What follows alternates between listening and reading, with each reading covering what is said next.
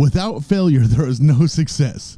It doesn't matter what you're striving for. In the process, we will fall, fail, have an issue, break down, panic, and maybe even quit.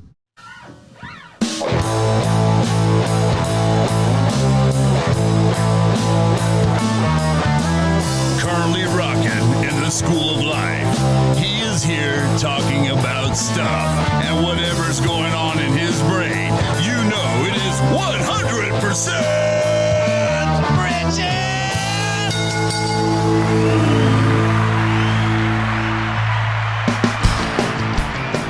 All right, here I am. It's me talking about living life and loving Jesus. All right, so check out my t-shirt. Yeah, you can get one of these if you want to. There's a couple of other designs available. Just go down to the link below, click on where it says merch, and go buy yourself a t-shirt. It helps me out with equipment, helps me get some other stuff going.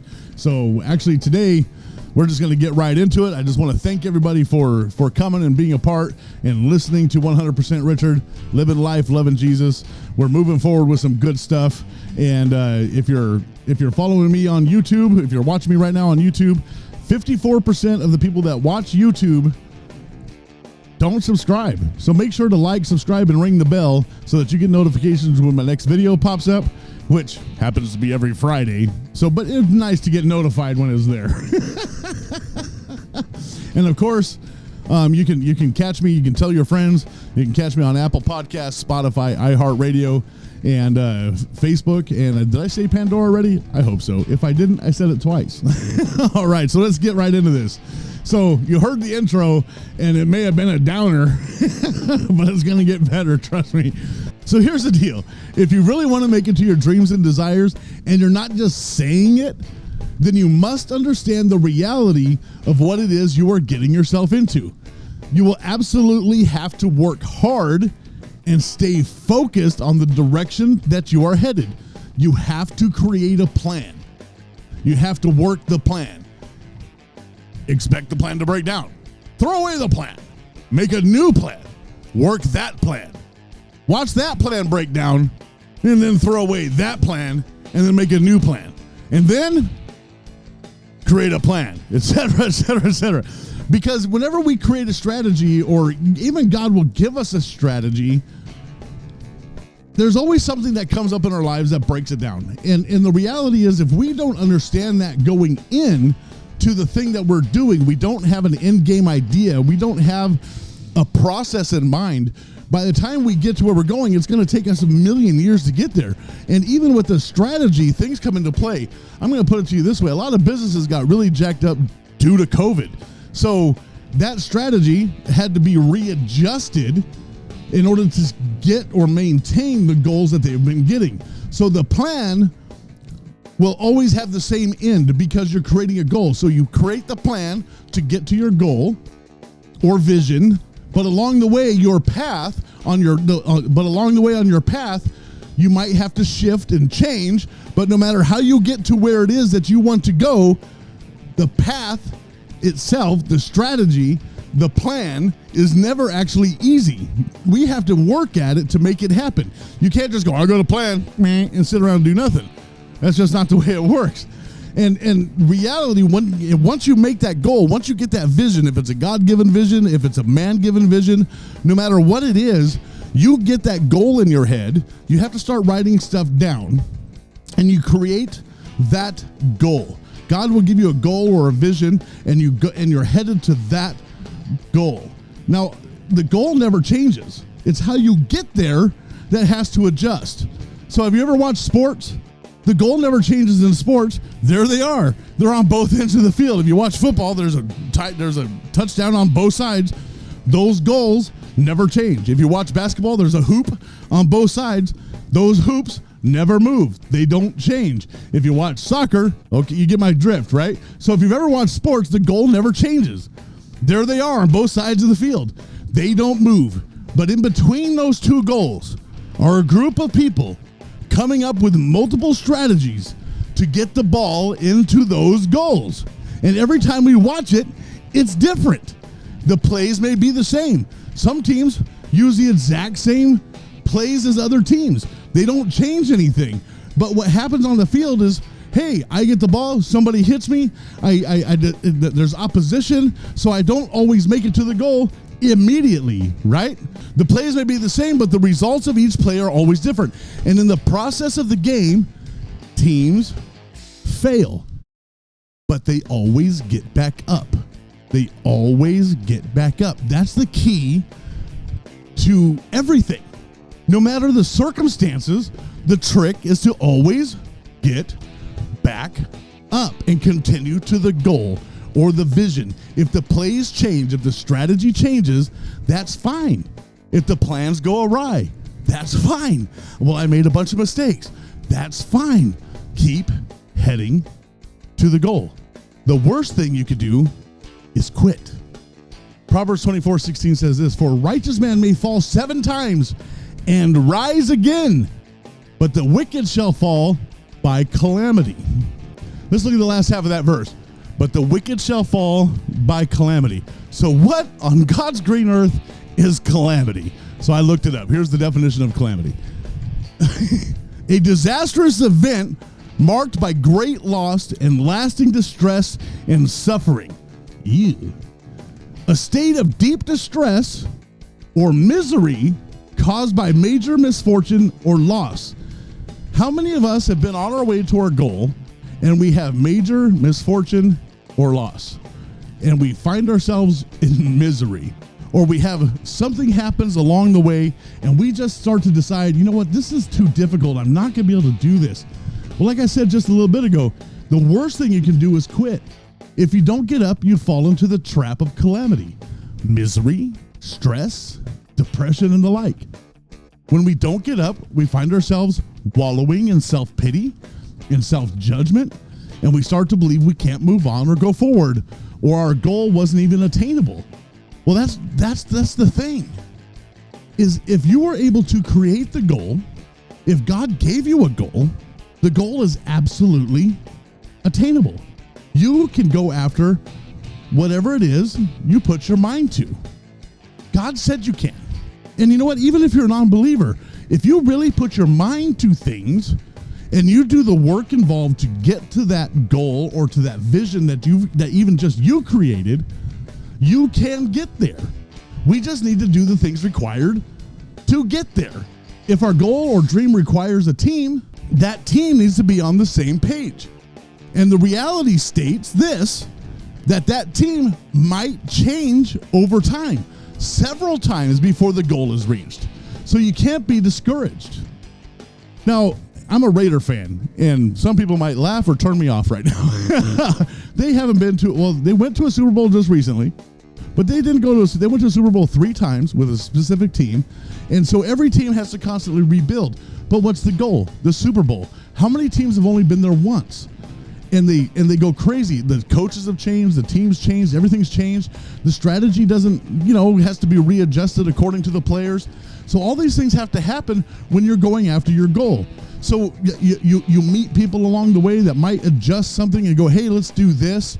You might run into issues or obstacles along the way and things like that. But the truth is, anything we set our mind to is absolutely attainable.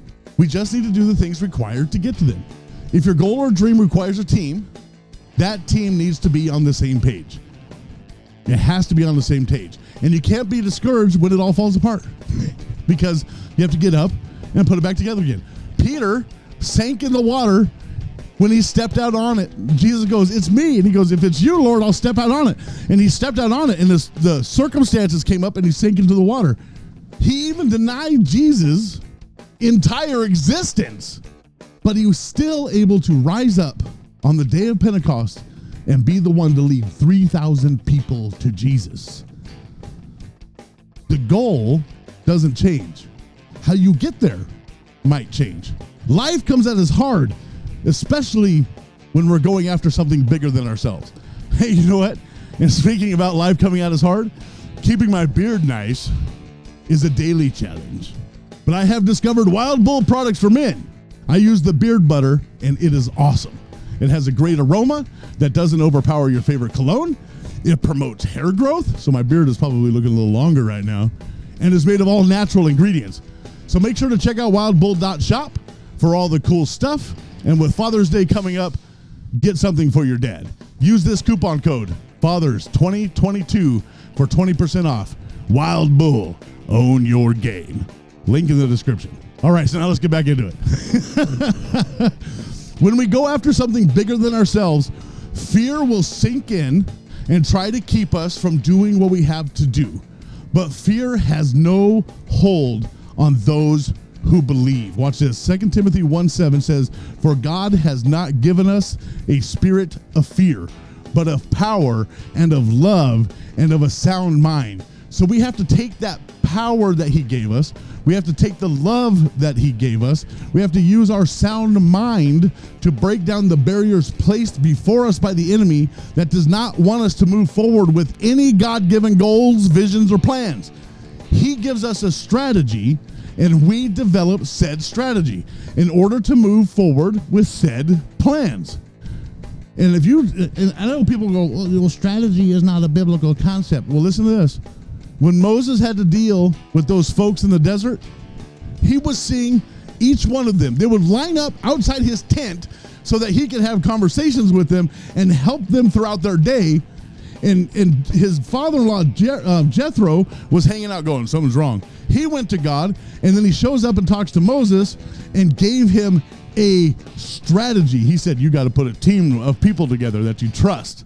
When Joshua brought the people to Jericho, so not only did he have to have a strategy to get out of the desert and get them to Jericho, God gave him a very specific strategy to conquer the city of Jericho. It may have been weird, but that's what he did. He said, march around 7 times and shut up. Don't say a word, say nothing, say nothing.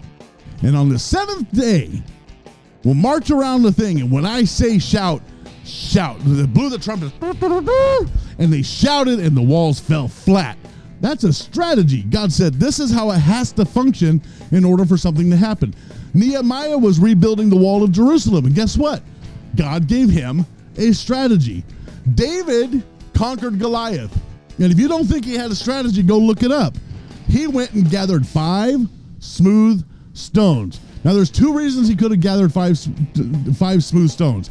1, David had brothers. Guess what? 4 of them.